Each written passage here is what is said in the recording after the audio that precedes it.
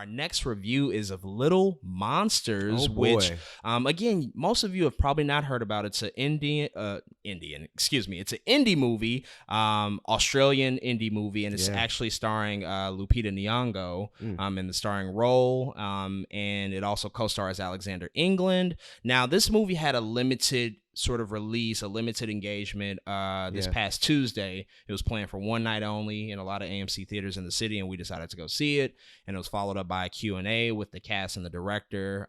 Little Monsters, if you haven't seen the trailer or anything, it's a weird combination of movies. It's like a zombie movie, but it's like a romantic comedy, but it's still like a feel-good movie. I mean, it's a zombie rom-com. Yeah, that's it. It's strange, and it doesn't sound, and it's a comedy too, right? It's strange, but somehow they were able to meld all of these different genres together. But Little Monsters, man, we saw that on Tuesday. What are your thoughts on the movie? I loved it. I thought it was really, really good. We've been in this weird thing recently where everyone wants to do a zombie movie, but it's really not about the zombies. Like, that's pretty much what Zombieland is, right? The Walking Dead, really. The Walking Dead's like that. Train to Busan. So it started about the zombies, but it really didn't end about the zombies, right?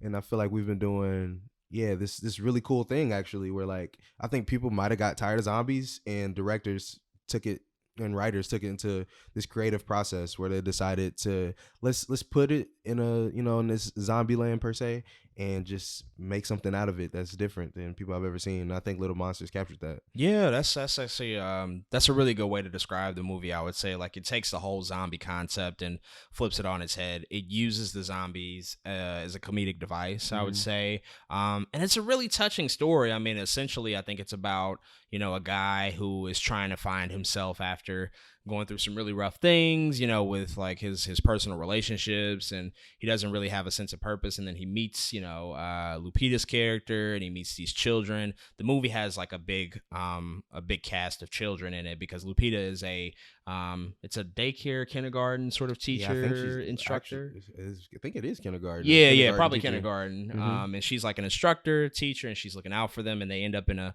very interesting position. Again, like, don't want to give too much away, because the movie, I think, is like a surprise when you experience it and watch it. But it was really cool, and then, like, it's a small movie that it doesn't have like this huge budget, but the story is there, the performances are there, and then they have some really good music in there too, right? Like, they did a good job with that. We were actually in the theater singing together. Yeah, like, that was really cool. And I think dope. Like, and everybody, like, nobody had a problem with it. Like, everybody just started busting out singing these songs, because, like, they're really well known songs, and everybody was just like, oh yeah, we're about to do this right now. Yeah, this movie was super dope. It was like Daddy Daycare meets Zombieland. That's kind of what it was. It was like Zombieland with a Daddy Daycare twist. That's a really good. It was really dope. Yeah, man. That's a good point. I think the director, when we looked at the Q&A, he talked about the inspiration for the movie was the fact that his youngest son, has allergic reactions to sort of things, and he had a big fear of, like, when you send your child away to like daycare for the day, you're away from them for hours and hours, and like, that your son or your child in general, they deal with this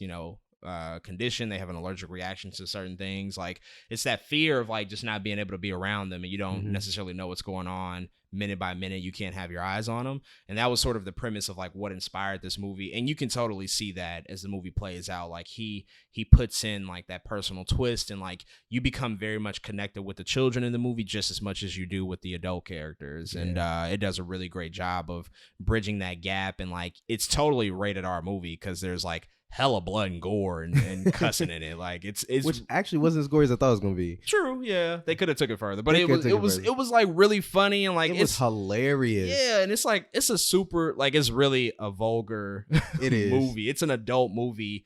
It's unquestionable, but like, the way that they use the children in the movie was so creative. Yeah, it was. Because I think it, like, sort of takes that approach of, like, oh yeah, we're always saying whatever we want to say unfiltered, but when a child's around, we have to, like, watch our language. And I think they, like, almost shot it in that way. It's like, you have to just, like, be careful and, be aware of, like, children might be around, and, like, how do you want to come off to them? You want to be a positive role model and all of these different things. They play with that in an interesting way. There's so many lessons in there. Yeah. And of course, if you know me, I'm in love with Lupita. Yes. Like, I am in just, yes, Lord. I'm just in love with that woman. Lupita. But was this the first zombie film where a black woman was the star?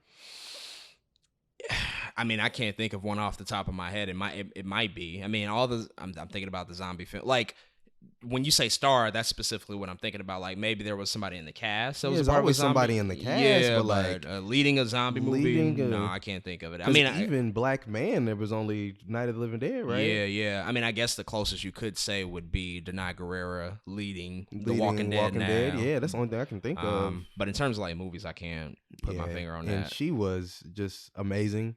During the Q&A, we learned that she actually had to learn how to play the ukulele. Oh yeah, because that's a big part of the movie. Big part of the movie, like her playing an playing instrument. Yeah. That was really cool to see. Lupita, she's on a really interesting, I think, path right now. Like I appreciate how much she's choosing like super different roles, like that you wouldn't expect her to. Like she's already won an Academy Award, right? So it's like, where do you go from there? And she's done like the weirdest, but also like best shit ever. Like you go and do a fully CG character in Star Wars, right? Like you don't even see her face, but you know it's Lupita. And then she goes and she's, in this very important role in Black Panther, which is cool. But then, you have these like smaller movies like Little Monsters that she's in, and then you have like a straight up horror movie in Us, and she's playing a dual character essentially. She's playing two parts in that movie, and obviously she did phenomenal. I think a lot of people would agree with that. So I just appreciate, her career path so far, and like she's taking risks, right? She's doing different things. So, I mean, I would encourage people to go see this on Hulu. It's streaming right now, and it's available, so you don't have to pay any money if you already have a subscription or if you're using that password from somebody.